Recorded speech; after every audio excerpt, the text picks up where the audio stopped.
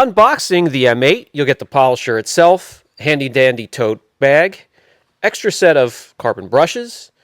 You have the bolts to put on the U-handle, 5-inch vented backing plate, the wrench for the backing plate, and also the Allen key for the bolts for the U-handle, the warranty card, and also the manual. For the closer look segment of the video, the unit is a 900 watt. The backing plate and pad will oscillate on an 8mm offset. Orbits per minute, 2500 to 6500. Electronic speed control, variable speed trigger, 6 speeds. Here we have a rubber-coated, non-slip hand grip here. Not quite the platypus grip, but there's enough to get a nice firm hold. I don't like using the U-shaped handle. You can either have it straight up like that, or if I have one on, it's going to be pretty much like this, but it gets in the way. So I don't like to use it, but I'll quickly show you how to install that. Very simple. Take out these plastic inserts.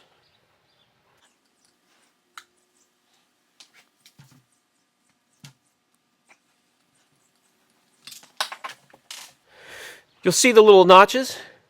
That way, when you get the U-handle on there, you can click it in place. It'll give you some tactile feedback, and you can lock it in with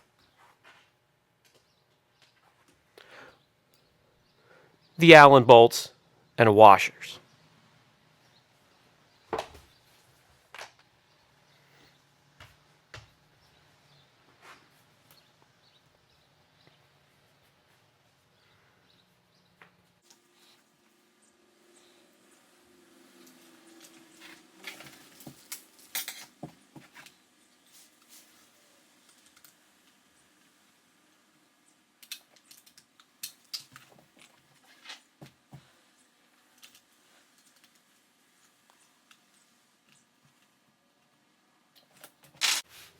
If I was to install the U-handle, that's probably the way I would have it.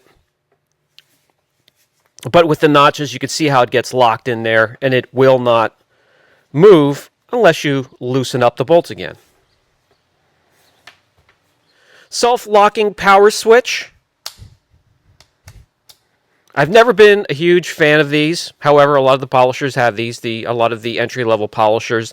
A plastic nylon arm will go all the way back to an 8-amp switch back here. We'll look at that when we get to the look inside segment. We have the 6-speed variable speed dial. You can hear and feel the tactile feedback. We have a junior service thermoplastic cord. I like the softer rubber cords from junior service, but you know it'll work just fine. It's just under 10 foot long. Vent for heat circulation. Metal shroud right above the backing plate. Counterbalance. High impact plastic casing, and we'll get to that when we get to the look inside segment as well. Dimensions, 11 3/4 inches end to end, 116 mils from the tip of the metal shroud to the top of the polisher, 88.5 mils width, and weight, under 5 pounds, so very light, easy on the shoulders. All right, now it's time for the look inside segment, where we can crack this puppy open, take a look at the internals, and make sure it's a quality build or not. The first thing we'll do is remove the rubber-coated front grip here. Just simply insert a regular screwdriver right in those vented areas right here, where the U-handle gets attached.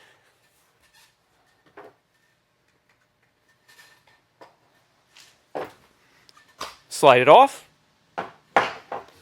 Then we're going to push the locking pin down. That holds the gears in place right there.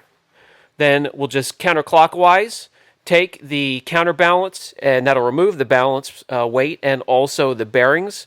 Then we can remove the metal shroud. To get to the electric motor, we'll have to pull these Phillips head screws right here.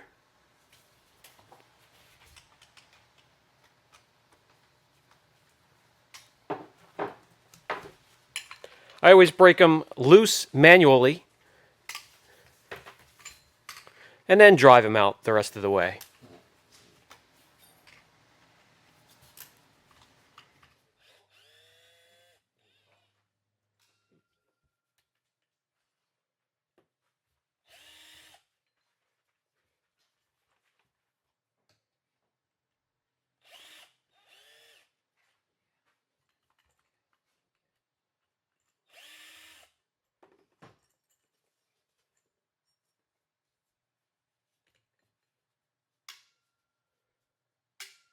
And the pinion gear here, everything's sealed. All the bearings are sealed, so that's a good sign.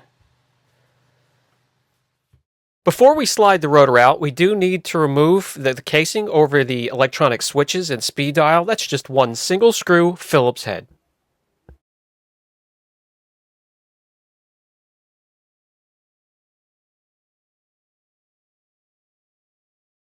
With that removed, just gently straighten out the pigtail, slowly slide off the outside casing. You never know if a wire is caught on the outside casing. It should be crimped to the inside casing. We can take a look at the wiring now, the PCB for the speed dial. It is dipped in a resin. I like to see it in a deeper epoxy that'll protect it from extreme high or extreme low temperatures and dust. The wiring is clean and tidy for the most part with the crimp and spade connectors and the shrink wrap on top. You can see the wiring going to the carbon brushes, and the carbon brushes are held in by springs, and we could just, actually, we have to remove those to pull out the rotor anyway, so I'll show you how to do that. Just pull out the spring, remove the wiring, pull out the carbon brushes, and you'll be able to slide the rotor out gently. Right here, the power switch on the side of the unit comes all the way back with a nylon arm and reaches back to an 8-amp switch. Okay, we've seen enough in this area. Let's pull out those carbon brushes and get to the motor.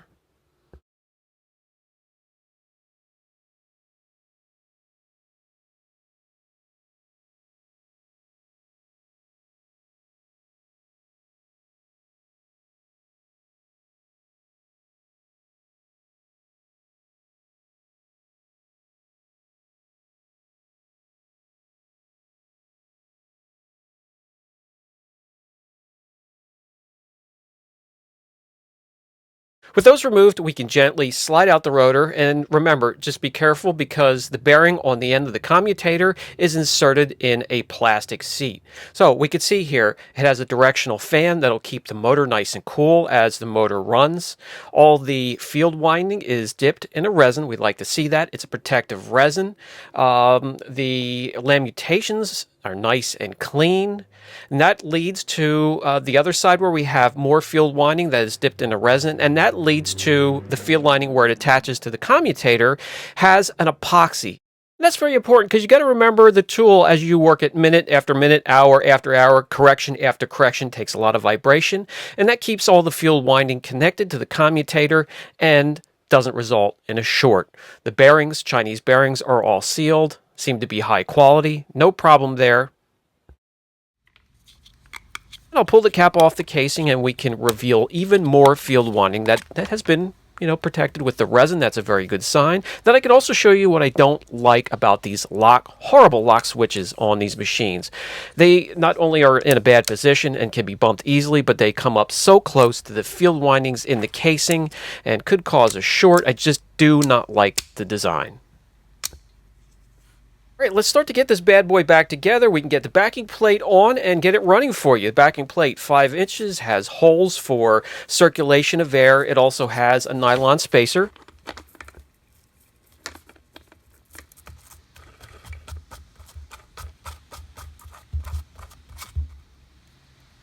With that attached, you can see the unit is nice and tidy. It has a nice clean look to it. Compact, will get into nice tight areas. It really isn't that heavy, so let's get it running.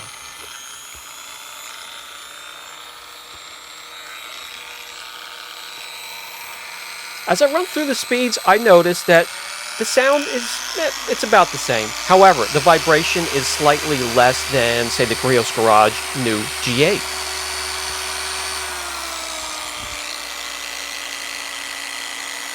Feels balanced, it's solid, so let's do a short demonstration. We have a surface that is really rough, heavily oxidized, any turnaround at all would help. Will this little 8mm throw be enough? Well, we'll find out. We're going to use an orange, just a standard cutting pad, and we'll use the 3D one. We'll do a crisscross pattern, and I'll give you a couple different angles, and I'll shut up so you can hear the polisher.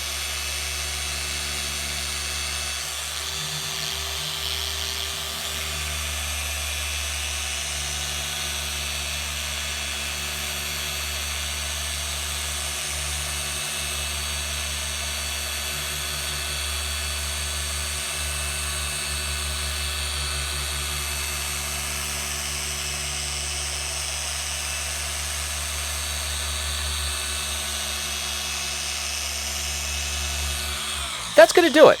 I'll wipe off the residue, and you'll see the turnaround or the type of correction or work this is capable of in just a short period of time. Guys, it's $89. It's a solid unit, inside and out. Nothing really crazy or extravagant about it. It's just made to do work, and that's what it'll do. I recommend. So now you have another polisher you can add to the list of those to pick up maybe if you're just getting into this. You want to start taking care of your own car, or maybe you want to start your own detailing business and enhancements or one-steps. This would be perfect for that. A great way to get into the detailing industry or to start taking care of your own car. If you are enjoying the content, please be sure to like, subscribe, share the content, and hit that notification bell. That's going to let you know when we have fresh content available for you.